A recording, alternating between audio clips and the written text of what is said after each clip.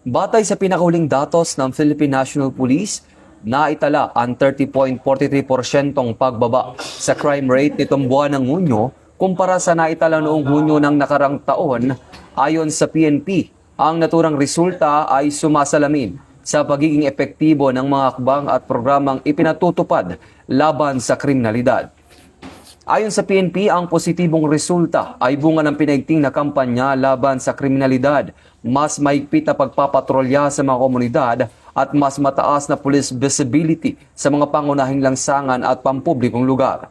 Nakatulong din ang mas mabilis na pagtugon ng mga otoridad sa mga insidente at ang mas malawak na pakikipagtulungan ng mga lokal na pamahalaan at ng mamamayan sa pagpapanatili ng kapayapaan at kaayusan. Sinabi rin ng PNP na patuloy nitong paigtingin ang pagpapatupad ng mga programa at operasyon laban sa kriminalidad upang mapanatili at higit pang mapababa ang bilang ng mga krimen sa mga susunod na buwan. Hinikayat din ng pulisya ang publiko na manatiling mapagmatyag at agad na iulat sa mga otoridad ang anumang kahinahinalang aktibidad upang higit pang mapalakas ang seguridad sa mga komunidad alinsunod sa advokasya ng bagong PNP para sa bagong Pilipinas, serbisyong mabilis, tapat at nararamdaman.